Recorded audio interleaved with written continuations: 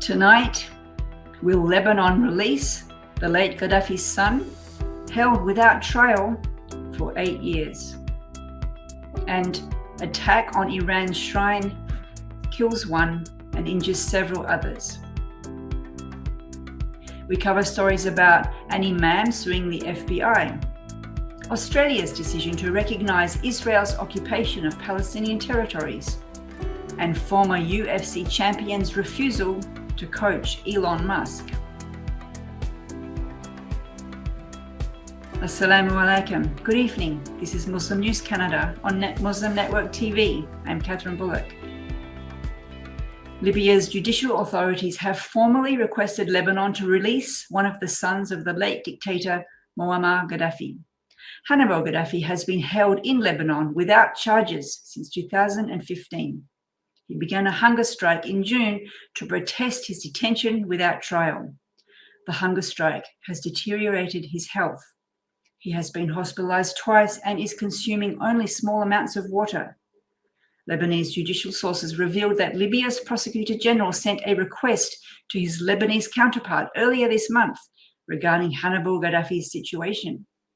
The note suggested that Lebanon's cooperation releasing him could help uncover information about the fate of the Lebanese Shia cleric Musa al-Sadr, who disappeared in Libya in 1978. The note questioned the ground for Gaddafi's detention and requested either his return to Libya or Syria.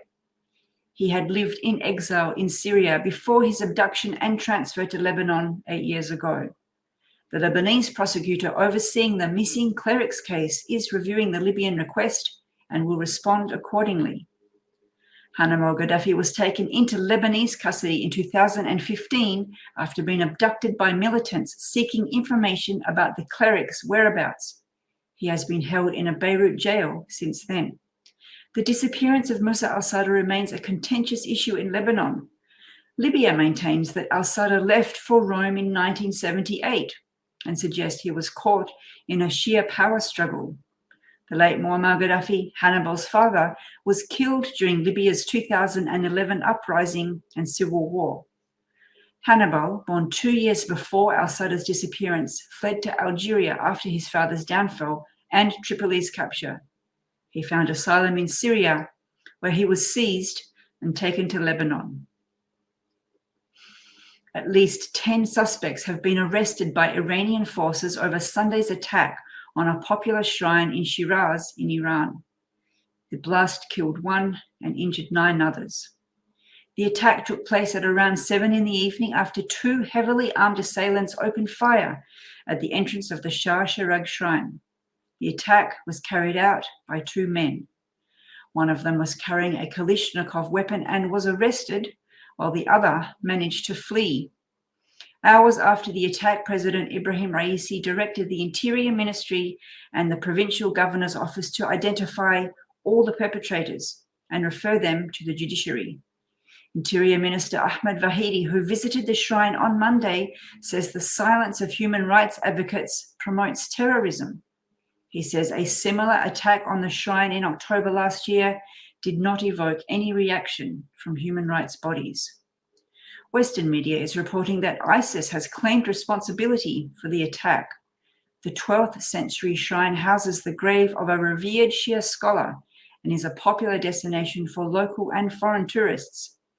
At least 13 people were killed and 40 others injured last October after an armed attacker opened fire inside the shrine. The attack was claimed by ISIS. An imam is suing the US government over constitutional concerns about a watch listing system that places its citizens under suspicion without investigation or charges. Seattle-based Muslim leader Fareed Suleiman is one of the plaintiffs, along with the Council on American Islamic Relations, to sue the US government. Suleiman, who is 46 years old, believes he's been placed on a government watch list for potential terrorists. Suleiman's decision comes as he always faces recurring extensive security measures during flights. On a recent trip, he was flagged with a special stamp, SSSS, on his boarding pass.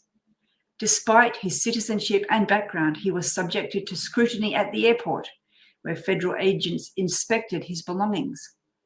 Later, his interaction with Transportation Security Administration agents at the gate raised his suspicions of being targeted for searches. This treatment wasn't new to him. Even after international trips, border agents had questioned him upon arrival in the US. Multiple watch lists exist, primarily fueled by an FBI database shared with government agencies, law enforcement, and some private entities. The creation of these watch lists dates back to 2003. The period was marked by heightened concerns following the 9/11 attacks. The FBI defends the watch list, citing specific intelligence-related criteria for inclusion. The government argues these people's experiences only result in inconveniences, but Suleiman finds the constant scrutiny embarrassing and exhausting. Toronto's new mayor, Olivia Chow, has chosen Asma Malik as the deputy mayor for the southern part of the city. Malik is one of the 4 deputy mayors in Toronto. She holds the distinction of being the first hijab-wearing Muslim woman elected to Toronto City Council. Malik has Pakistani roots. She secured a seat on the Toronto City Council last year, representing Ward 10, Spadina, Fort York. Prior to this, she served as a school trustee with the Toronto District School Board. In response to her appointment as deputy mayor, she expressed her love for Toronto, calling it her home. She says Toronto is a city where anyone can imagine a future. Malik endorsed Olivia Chow's mayoral candidacy, highlighting their shared background as women of colour who began their political careers as school board trustees. She praised Chow's commitment to making the government more inclusive and responsive to the needs of the people. The Muslim community in Saskatoon is grieving the loss of a recent immigrant from Pakistan who drowned while attempting to rescue stranded individuals on a lake in Saskatchewan. Raza Aziz had only been in Canada for a couple of months. In an act of extreme bravery, Aziz risked his life when he saw people in need on Lake Diefenbaker. Aziz is survived by his wife, a 10-year-old son, and a 2-year-old daughter. All of them had immigrated to Canada together. To support his grieving family, the Saskatoon Muslim community has initiated a crowdfunding campaign. The campaign aims to cover funeral expenses and provide assistance to the family as they navigate the challenges of coping with the loss. A funeral service for Aziz was held at the Islamic Association of Saskatchewan in Saskatoon this past Tuesday. His body was laid to rest in the Muslim cemetery of Calgary the next day. For more on the Liberals' battle with the housing crisis, stay tuned.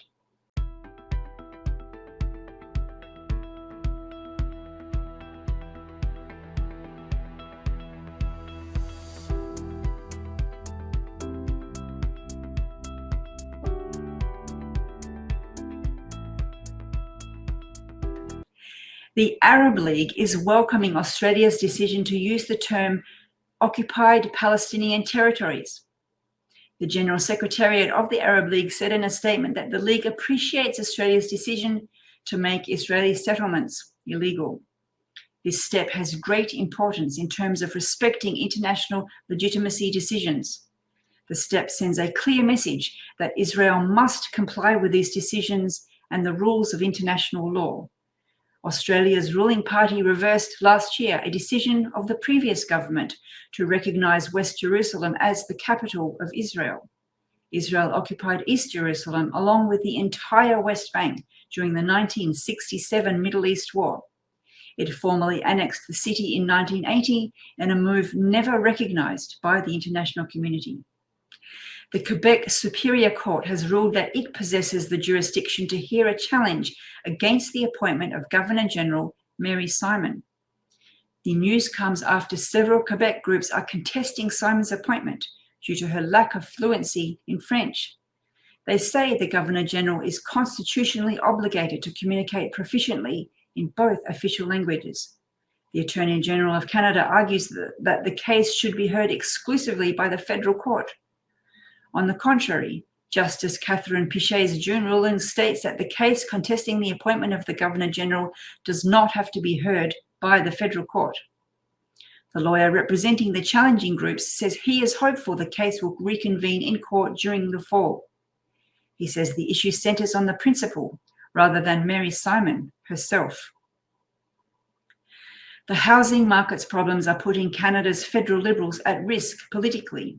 Former Liberal voters are considering not voting Liberal due to the escalating housing crisis, which could impact the upcoming election unless the government takes prompt action. The housing sector is grappling with high home prices, rents, and interest rates. Last month, the average home price hit more than $700,000. This is a stark rise from 2015 when the Liberals took office, when the average price was $455,000. The Bank of Canada's interest rate hikes to curb post-COVID-19 inflation have also driven up mortgage costs. Rent prices have surged across cities. Prime Minister Justin Trudeau admits the problem, but says housing isn't primarily the federal government's responsibility. Conservative leader Pierre Poilievre criticises this, highlighting Trudeau's past housing promises. Experts acknowledge shared responsibility, suggesting solutions like aligning immigration policy with housing needs, tax law reform for rentals, and expediting local housing projects. The Canada Mortgage Housing Corporation says 5.8 million homes are needed in the next 7 years to make home prices affordable again. The federal government says its plans to collaborate with various sectors to boost housing supply. Trudeau's cabinet change signals intensified housing focus. Sean Fraser, now in charge of housing and infrastructure, aims to create a housing market reflecting his small-town Nova Scotia upbringing. While jurisdiction challenges exist, experts differ on the government's role. Some are calling for crisis action, while others warn against overreach. Former UFC champion Khabib Nurmagomedov is said to have declined a request to train American billionaire Elon Musk for a potential fight against Meta CEO Mark Zuckerberg. Sources familiar with the situation reveal that the undefeated Russian fighter turned down Musk's proposal to prepare him for the fight.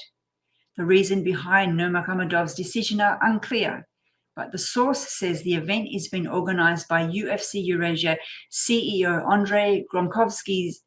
The New York Times had previously reported that Musk and Zuckerberg were in discussions with the UFC about the fight.